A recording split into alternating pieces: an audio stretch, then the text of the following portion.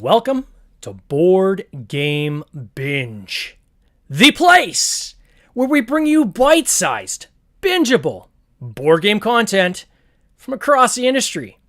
I'm your host, James Staley, and in this episode, we're chatting with Stefan Godot of Godot Games. Stefan is the guru of social deduction with the design of the Human Punishment series, and now he's back with a new title, Among Cultists, which is currently on Kickstarter. Stefan, welcome to the binge. How you doing, sir?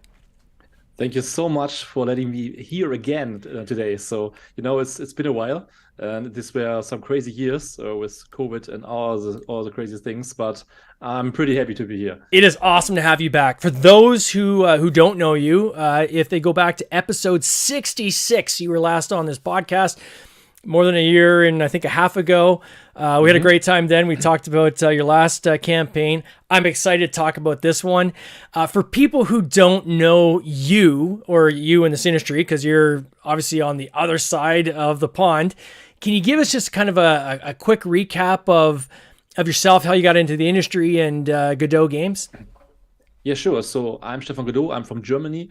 And I'm a board gamer since years. I have no clue where I started my board game career. But I started as a designer 6 years ago. And I started with a small card game, which is called Human Punishment Social Deduction 2.0. So this is a social deduction game. And it's pretty tricky because you can win this game without lying. So this is a little bit unique for the social deduction genre. And this was a big hit on Kickstarter, and we had lots of success there. And at this moment, I was alone with my company, with Godot Games, but I saw that there's so much stuff to do, and I can't do everything on my own. So I brought some friends to my party, and now we are 4 guys, and now we're doing this a little bit bigger and better, of course. And yeah, we had another campaign, an expansion for the card game, which was a big success, of course, too. Yeah, because people loved the card game, so this was it was a no-brainer for me that we can advance this a little bit.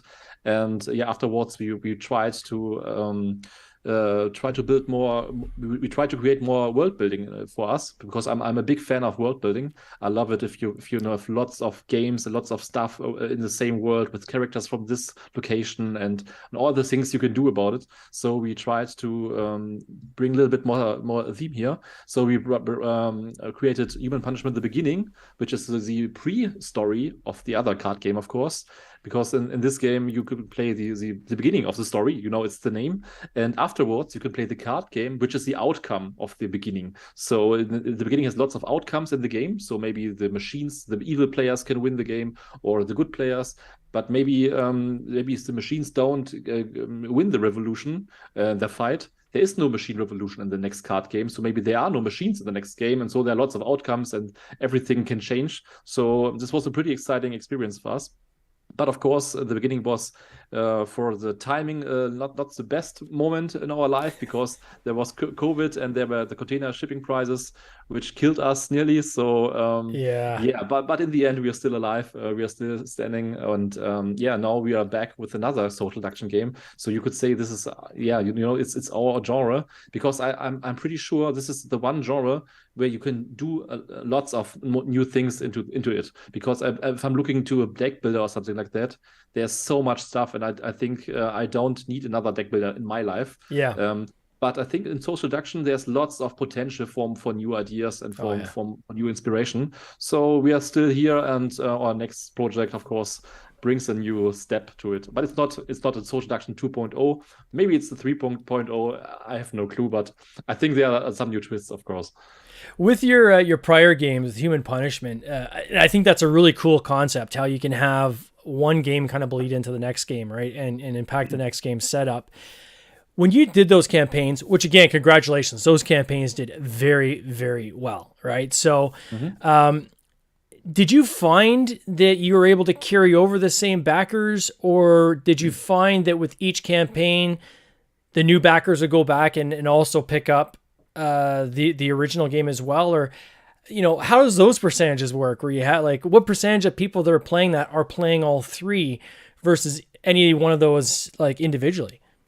Yeah, so 100% I would say this, because of course, you know, it's like if you're on convention, you see the same faces every year, and you are happy to see them. They come back to your booth and say, "Hey, Yeah. I'm here. What's new? And what can I buy?" And it's the same on Kickstarter or on crowdfunding. So we have lots of backers, and they are back, and they say, "Hey, I loved your last games. We're happy for the next one." And of course, they are all social deduction gamers. And I think it's of course it's a smart move that we are in the same genre with all our games, Yeah. because it's the same crowd. If I would starting creating a child game, I'm pretty sure it would be a hard time for us, because we wouldn't see the same backers in our campaign. So I think this is a good idea if you are doing more stuff, that you try to build your crowd. And this works of course perfectly if you are in your niche, you know, if you're in your spot. If you are Lacerda, he will only do social Euro games, of course, worker placement games, because this is his thing, of course. And I think it's the same. It's the same for us. Yeah, that's a good point. We talk about that a lot on this podcast, the importance of kind of sticking to your brand, right? And it's very costly to build an audience around your company and around your offering. And, you know, to your point, if, you know, you're doing social deduction and adult type games, and then all of a sudden you switch and do a kids game next, I mean, you're bringing very little of your audience over, and you're having to rebuild that audience each and every time. And it's tougher to get kind of that exponential growth where you're building on what's come before you, right? So that's very, very astute of you to do that, to say, you know, this genre for us is what we are excelling at, and we're going to keep figuring out ways to expand it and explore it, and look for other areas that we can stretch into, which I think is super cool.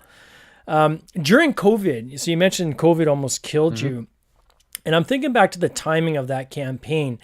Did it almost kill you because you had finished the campaign, then the container shortage issue hit, so you had got hit with a cost that you weren't anticipating? Is that kind of where you got caught? You're one of the companies got caught in the middle? Yeah, that's a good spot. So we calculated with 2,000 euros for a container, and after our campaign, they were at 70,000 or roundabouts. It was insane, and we needed 5 containers. So this was not possible to calculate at the start of the campaign. So this was pretty hard, and we had 2 options. Of course, we could say there were some others, and they said, okay, hey guys, hey backers, we need more money, would you give us more money? Or there was the other option, and we chose the other option. We said, okay, why not? We will do it on our own. We will not ask for more money. We have backers, and they want their games, and we think it's a good way to bring happiness to the people. Yeah. So we paid this everything with our company. Yeah. That's admirable, because those were massive increases, and that's a lot to eat, right? So that's the difference between sometimes people making profit and either breaking even or losing money. I know a lot of people that actually lost money when that happened. And it wasn't so bad if you came in just after it happened, because you could build that into your pricing, right? It's the people where it happened before, where the campaign was complete, but they hadn't got to the point where the games are shipping, and the increase happening in between those 2 points, like it happened to you guys. Like there's literally no way to anticipate that, because it was kind of this one-time event that hadn't happened in I don't think ever. And 2, most of us are small manufacturers. We're small publishers, right? So that's a lot for a small company. It's a lot for a big company to absorb, but even a small company, it can break people, right? So there were also big companies, and they have still problems with their shipping and all those things, you know. They are way bigger games, you know. There are so games with so much miniatures and big miniatures and stuff like that. So I'm pretty happy that our games are just a normal size. Yeah, no kidding. And so now you've got 4 team members on your team. Now, is everybody doing this full time, or are they still, like, some of the team members doing other stuff and this, or how's that dynamic working?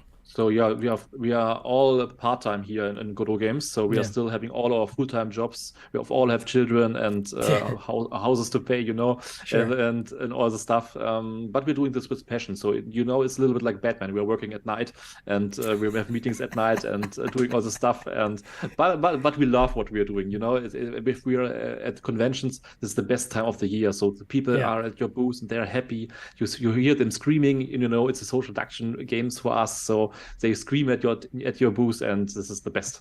Yeah. Yeah, I was talking about that in the last podcast. I did an episode which is me straight to mic to kind of kick off the new year and kind of reflecting on this upcoming year. And I mentioned in there is that most of us have day jobs, right? Like that's what's paying the bills. And the board game side is a passion, right? We're doing it because we love it. We're doing it because it brings us immense joy. Those who are really lucky, it brings them money as well. But for a lot of us, we're kind of breaking even or maybe getting a little bit above breaking even. And it's the passion and I think the drive that at some point it will grow to something that can, sustain itself on its own. But it's quite the journey to get there. I know for you personally, because you've sent a lot of people my way, even for this podcast, you've taken on this kind of mentorship role in the industry, which I think is amazing. Can you talk a little bit about that? How you're starting to now coach other people in this industry? Yes, sure. So of course we have had already fourth campaign is already live at the moment, but we had 3 campaigns in the last years, and there were so many guys, and I got questions every day, and they asked, "Hey, how can I do this? And how did you do this?" And there were so many things, and every day I asked answer, I replied to them, and there was one day I thought, okay, maybe I start a Facebook group, so people can exchange their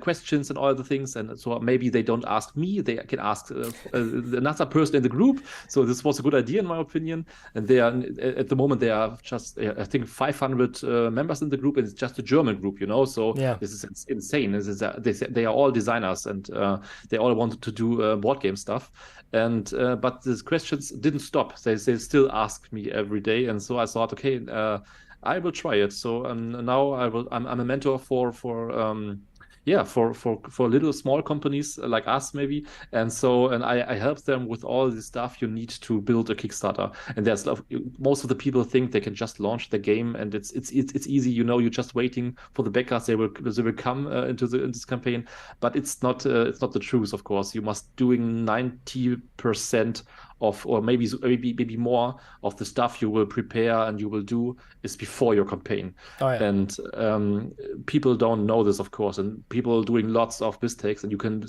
spend so much money on wrong decisions. And it's the manufacturing with your influencer partners, and there are lots of partners. They will not bring you backers into your campaign, or they did not deliver good quality and all the things. So there's lots of things you must do, and of course the campaign itself, the updates, the contact with your backers, and all the stuff. There's so much to do, and I would say if on my first campaign, if I had someone I could ask him lots of questions, I would do this. So, and I think I love this at the moment because I can help people. They are so happy that they get answers instantly. So they can't sleep at night because they have things in their head, and they just send me a message, and I can, if I'm awake, so I can send them a message fast back, and now they are happy. And this is a pretty cool job for me because I'm a gamer too, and I love bringing good games to the market. So of course this is also my passion, but now I can also get a little bit money for it, of course. Yeah, it's one of those things that this industry is so welcoming, and most developers and designers I've talked to want to pay it forward, right? I have not run into anybody that hasn't been willing to provide advice or lend somebody a hand, or just be accessible. Shockingly so. Like the problem is most of the people say, "Hey, I have lots of followers on my email list, on Instagram followers. Give me money and I will give you my followers."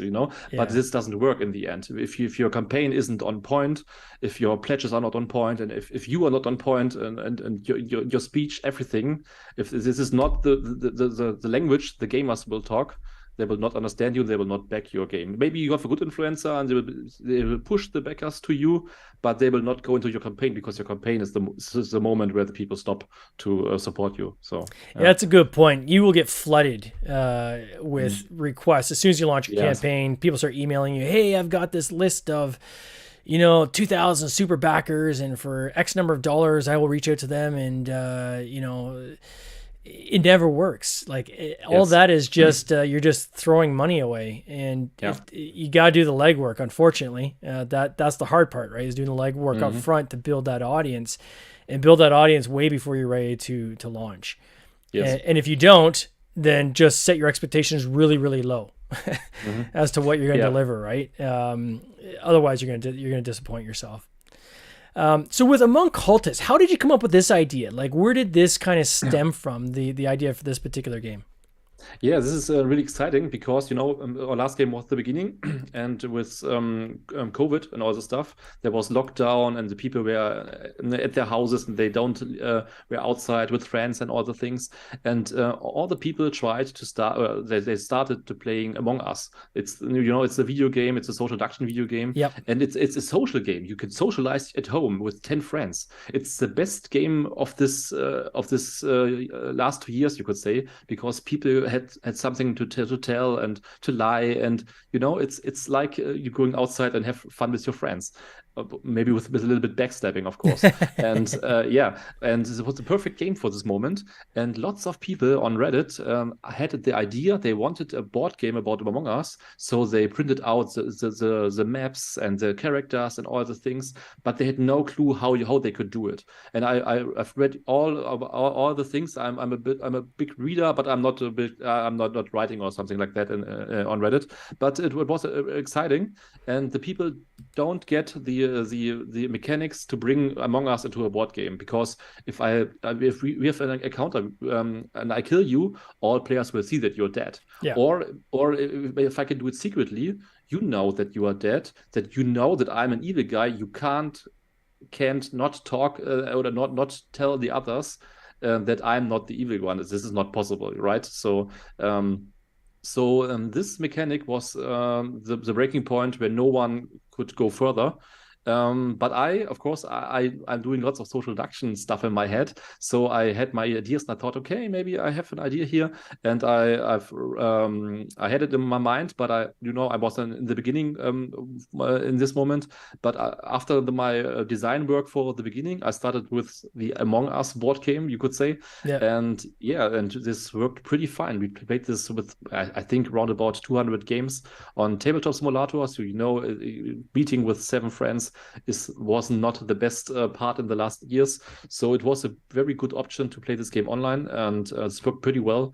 And so and it's worked pretty good. So now we have lots of good mechanics. This game is really 100% inspired by the video game, and we played this game with lots of video gamers and Among Us players, and they all have the same thinking, that they say this is Among Us as a board game, So and last year we were in a school, and I played this with 10-year-old kids, and these kids have no board games at home, but they have lots of Among Us experience.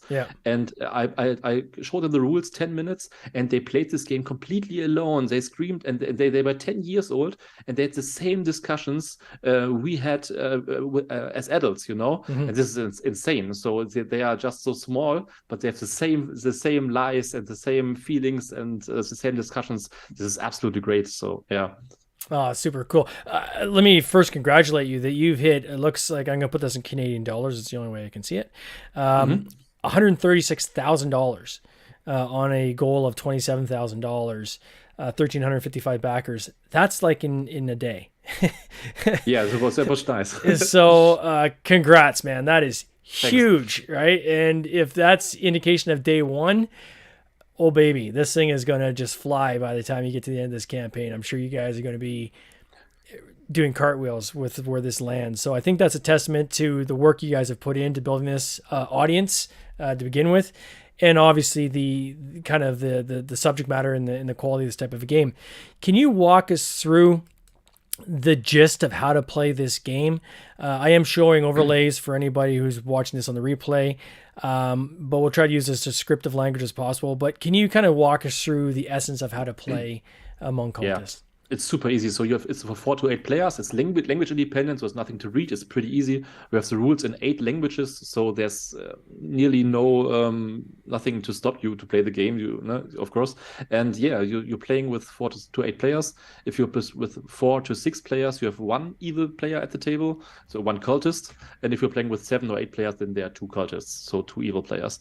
Yeah, everyone has a role, a secret role, of course. And we are in a big university, and the cultists were already there, and they try to awake something evil, and we have 10 hours or 10 rounds to avoid this. So we must go into the rooms, we must clean up the ritual stuff and all the things so that nothing evil could awaken this night.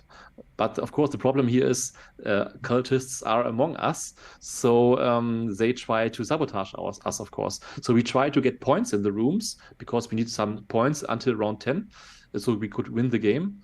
Or we could go to the cafeteria and can start a vote, and we can kill possible cultists. So we can kill players. But this game has no player elimination. If you are dead in this game, you are just become a ghost. And if as a ghost, you have other options. So you have not limited movement because you can fly through walls and stuff like that. So you're a little bit faster, but you have no encounters anymore because you are already dead, right? Mhm. So yeah, so you're trying to get points or vote out all cultists. And on the other hand, the cultists, of course, they can sabotage your points. They can bring secretly sabotage cards into the rooms. And of course, every time you draw a card from a room, you must shuffle the deck. And if you see, oh shit, this is a sabotage card, maybe you lose progress or you get no progress. And so you must think about, why is here another sabotage card in this room? Who was in this location? So there's a little bit of detective work here, which is pretty cool because it's a cooperative game.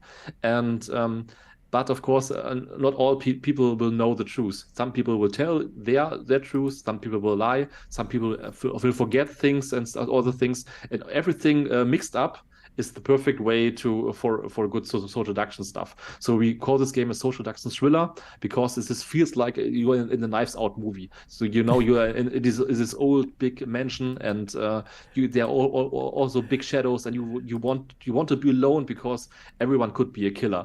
And yeah, of course, you're moving through the rooms. You have events. Maybe there's an event, the walkie-talkie turns off, and now people can't talk for one round, which is absolutely crazy because you don't want to encounter other players. So I would say, hey guys, I need to go to the green room. Please go to somewhere else. But if you can't talk to the other players, of course you will have more chaos in your round.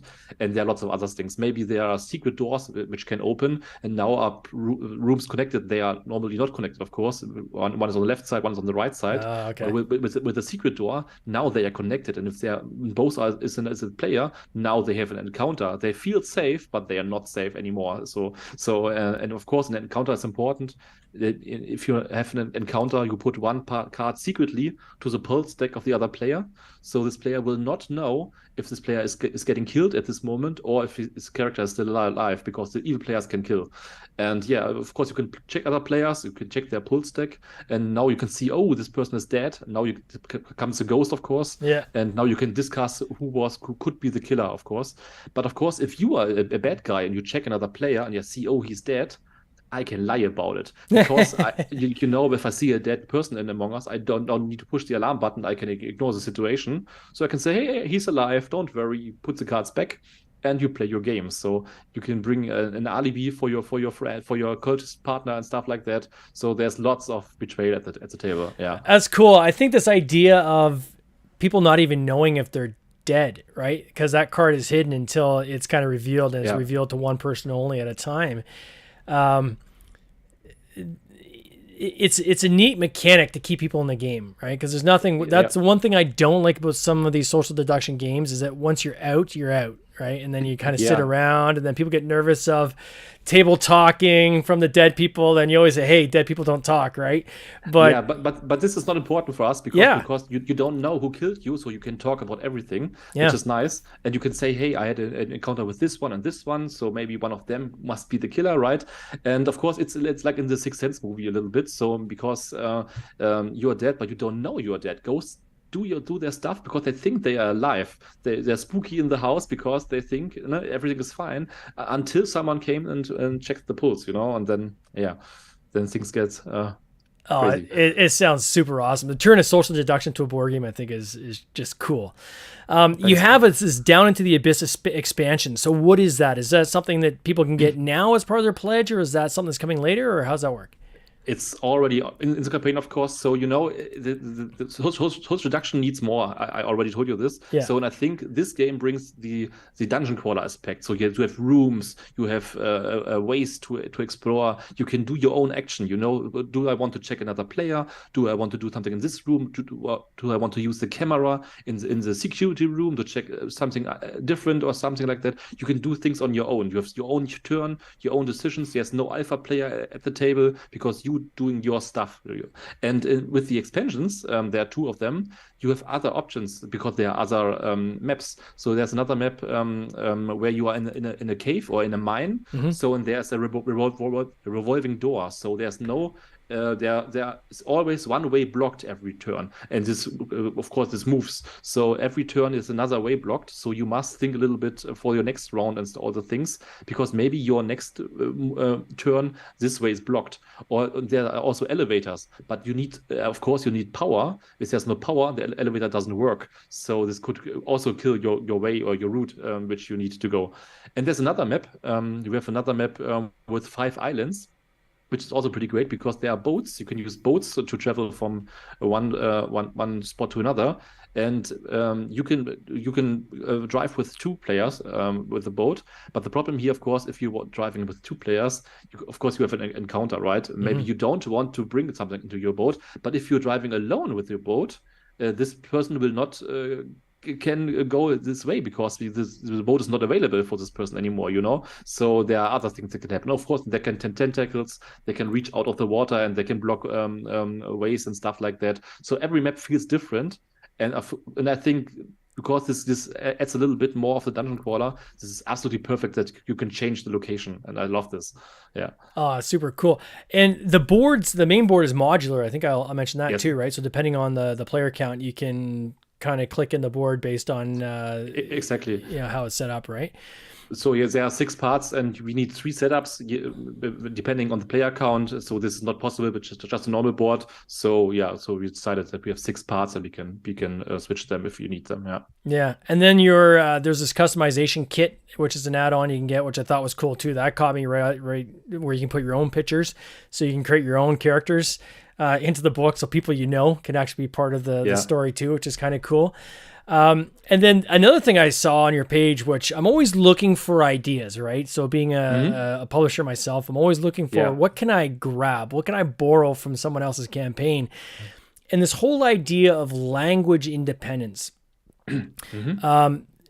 I do that on all my games, but I've never formalized how I actually explain that. And what I saw on your page is you do formalize that, right? So you got a big section where you talk about no languages, right? And you call it language independent. And, you talk about, hey, are you worried about having to read a bunch of things? We don't have to, because we have a lot of iconography that lets you get through this game. And really the language part of the game is going to be the rule book only, but everything else, depending on, it doesn't matter what language you're playing it in, it's the same, for everyone. We try to do that on our games, predominantly because I'm in a bilingual country where by law, any game I put on shelf has to have English and French. Okay. But we also, obviously we'll try to do German, Spanish, Portuguese, so the standard kind of gamer languages that play.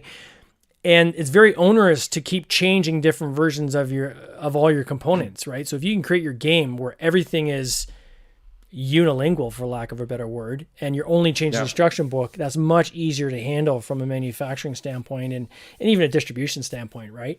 So kudos to you guys on that. I thought that's super cool. I'm going to borrow the language you've used around how to explain that for my next campaign, because I just you're welcome. I think it's awesome.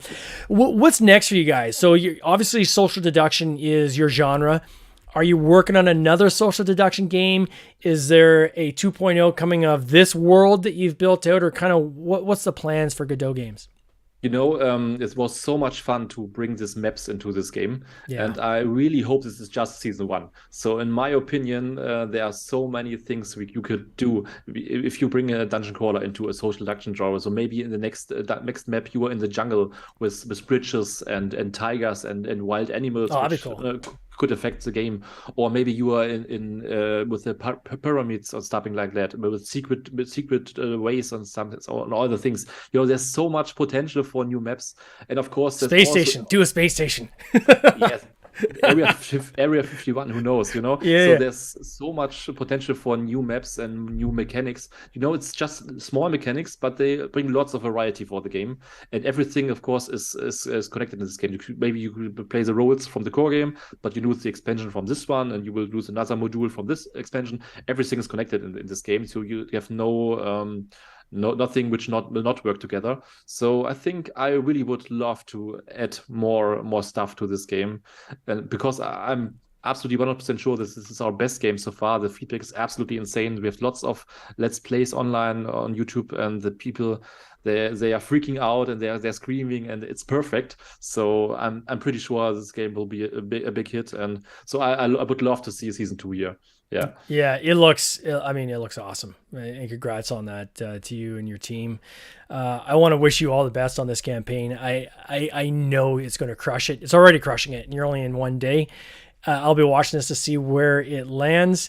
And I want to thank you, quite frankly, for what you've contributed back to the industry. I think it's so wonderful when I have somebody that is a new publisher and they're talking to me and they're name dropping you, which means you're mentoring them. And I think that's awesome. And so I just want to thank you for contributing and paying it forward to others. And I want to wish you all this best this coming year. Thank you so much. Thank you so much for letting me here again. So maybe next year with season 2, or who knows, I'll be there. Okay. Absolutely. We'll get you back for round 3, my friend. You take care. Cheers. Perfect.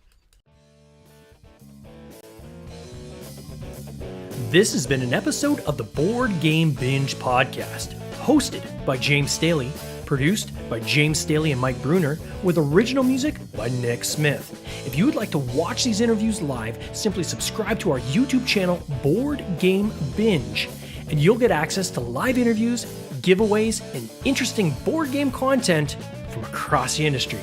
I can't wait for you to join us. See you next time.